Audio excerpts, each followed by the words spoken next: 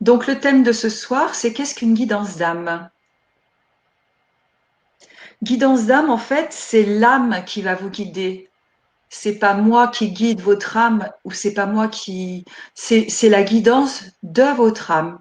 Voilà, pour être un peu plus clair. Tu peux passer à la suivante. Donc, je vais parler de moi. Qui suis-je?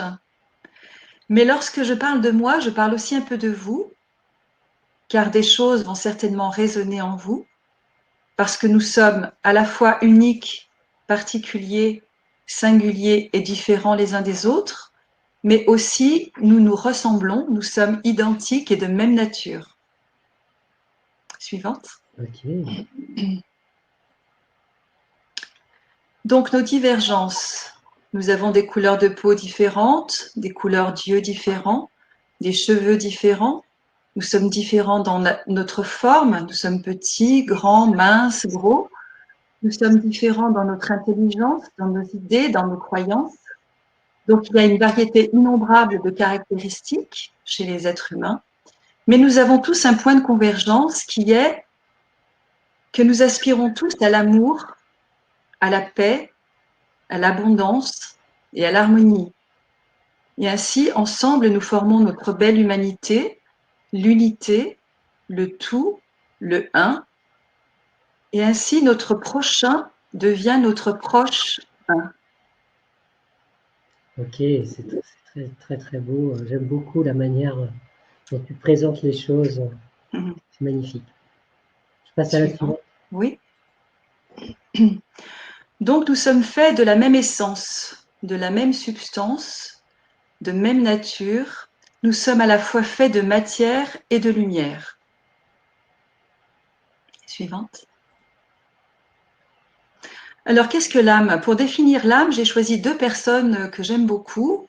Une qui est décédée, bien sûr, c'est Carl Gustav Jung. Et pour définir l'âme, Carl Gustav Jung disait: l'âme est beaucoup plus compliquée et inaccessible que le corps. Elle est, pourrait-on dire, cette moitié du monde qui n'existe que dans la mesure où on en prend conscience. À méditer. Suivante. Donc, je ne sais pas si vous connaissez tous et toutes Carl Gustav Jung. C'est un médecin psychiatre suisse qui est décédé en 61. Il a été un pionnier dans la psychologie des profondeurs. Ses champs de connaissances étaient l'anthropologie, c'est-à-dire l'étude de l'être humain, sa culture, son histoire, donc pour mieux se connaître. L'alchimie, il a étudié les rêves, la mythologie, la religion, ce qui lui a permis d'appréhender la réalité de l'âme. On lui doit également les concepts d'inconscient collectif, c'est lui qui a commencé à parler de cela, des archétypes, d'individuation, de type psychologique, de complexe, d'imagination active, de déterminisme psychique et des synchronicités.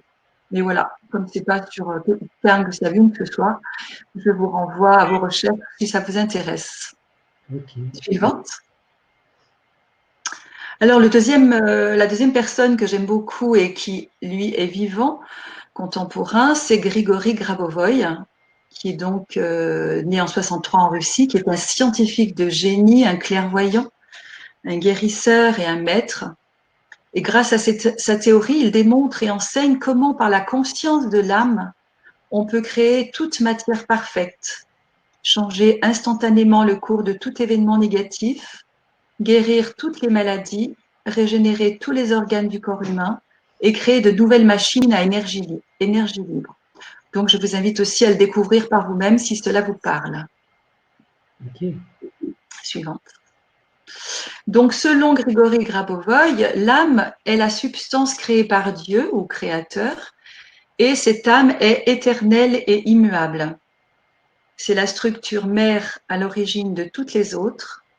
Elle est invulnérable et indestructible. Individuelle, elle contient toutes les connaissances et l'âme nous guide à chaque instant. Elle réside en partie dans le corps de chaque être humain. Pour lui, les 4 structures fondamentales de l'homme sont l'âme, l'esprit, la conscience et le corps physique. Suivante. Okay. Donc, selon toujours Grégory Grabovoï, l'âme de Dieu crée toutes les âmes humaines. Les âmes humaines, en co-création avec Dieu, vont créer toutes les consciences humaines. Et l'esprit, en traversant les consciences, crée les corps physiques et tout l'univers. Suivante. Voilà. Et donc l'âme, par rapport à toi, Rosaria, est-ce que toi, tu as une définition, finalement? Alors, pour moi, eh bien, l'âme, j'ai une définition de par mon expérience de ces 20 années de guidance d'âme, c'est-à-dire que c'est une énergie ou un champ informationnel auquel je peux me relier quand je suis en guidance. Et pour le faire, on va le voir dans le diaporama, il faut vraiment que je sois en état de réceptivité, c'est-à-dire que je coupe totalement mon mental et que je sois pas dans ma personnalité, mais justement dans ma conscience éveillée. Ok. Donc en fait, nous sommes toujours reliés à notre source créatrice. Sauf que parfois, on perd le lien. Vous n'entendez plus votre petite voix intérieure, ni les messages de votre âme. Votre mental vous fait croire que vous êtes seul, séparé, isolé. Naît alors un sentiment de peur, d'angoisse et de désespoir. Suivante. Alors que lorsque vous êtes connecté à la dimension de l'âme, toutes les réponses sont à disposition. L'inconnu devient alors l'inconnu. Mais cette connexion n'est pas aisée pour tout le monde car nous l'avons oubliée et perdue. Lors d'une guidance d'âme, je deviens l'intermédiaire qui peut vous aider à retrouver le chemin, obtenir des réponses et avoir des compréhensions sur les expériences que vous vivez. Suivante. La force de vie présente dans tout l'univers et dans toute chose coule en permanence en nous et en vous et nous confère un pouvoir créateur infini. Ce pouvoir divin créateur est guidé par l'amour. Mais souvent, c'est notre ego qui va utiliser ce pouvoir de création et les conséquences dans notre vie vont être différentes si ce n'est pas la conscience divine en nous et à travers nous qui utilise cette aptitude. D'où la nécessité de faire un travail important sur soi pour arriver à se connecter au niveau de la conscience supérieure. Suivant. Il s'agit donc de retrouver votre lumière primordiale, votre âme d'enfant. Grandir, ce n'est pas s'enrichir de quelque chose de nouveau, mais c'est découvrir ce que l'on a déjà à l'intérieur de nous. C'est Alexandre Jolien qui a dit cela. Ça veut dire qu'on ne va pas chercher quelque chose à l'extérieur, quelque chose de plus, quelque chose de nouveau. On va révéler en fait ce que l'on porte déjà en soi. Suivante. Alors, comment on l'entend notre âme? D'abord, il faut arrêter de s'agiter, de courir, de s'éparpiller, de se distraire ou de trop travailler. Il faut être dans un état de calme et être en paix. Première condition, obligatoire. Suivante. Un proverbe indien nous dit « De temps en temps, il nous faut faire une pause pour permettre à notre âme de nous rejoindre. » Donc s'intérioriser, se poser et vibrer vos intentions quand vous êtes dans cet état-là.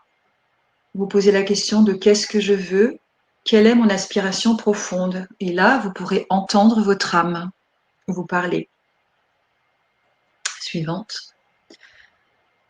C'est donc en écoutant ce que nous souffle notre âme que l'on développe notre force créatrice, notre magie, nos dons et nos talents uniques. Alors, comment votre âme vous parle-t-elle? L'âme murmure, elle ne crie pas. Elle va vous parler à travers des signes, à travers les rêves, par des messages dans un livre. Vous avez tous eu une expérience, par exemple, vous lisez un livre et il y a une phrase ou un mot qui va venir vous percuter. Parfois, c'est juste un mot ou une phrase, même dans une publicité.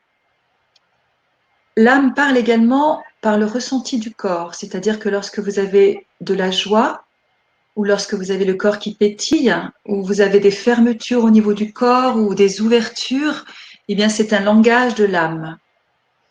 L'âme vous parle également par l'intuition, par les synchronicités, et donc pour qu'elle nous parle, c'est important de développer notre cerveau droit par la créativité. C'est pour ça que j'anime aussi des ateliers avec de la peinture pour développer le cerveau droit qui va ouvrir l'intuition et ouvrir la reliance justement à l'âme et à Dieu, par notre guidance intérieure, par la vibration haute ou par l'intermédiaire d'une personne canal comme moi, quand on est un peu bloqué dans notre vie et qu'on n'arrive pas justement à entendre l'âme. Suivante. Alors, l'univers ne parle pas ni français ni anglais, il parle fréquence. Il existe plusieurs plans de conscience dans l'univers, divers plans de vibration, de la plus haute et fine et subtile à d'autres fréquences plus denses et plus lourdes.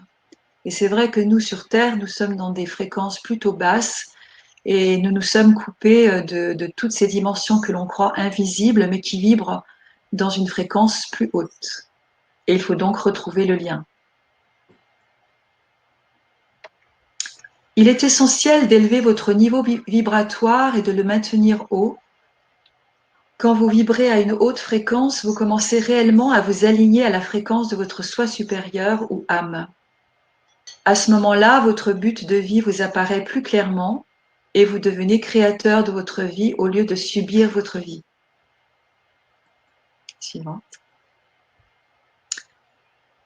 La citation d'Albert Einstein qui dit « Dans l'univers, tout est énergie, tout est vibration, de l'infiniment petit à l'infiniment grand. Tout est énergie et c'est tout. Correspondez à la fréquence de la réalité que vous voulez et vous ne pourrez pas vous empêcher d'obtenir cette réalité. Il ne peut en être autrement. Ce n'est pas de la philosophie, c'est de la physique. »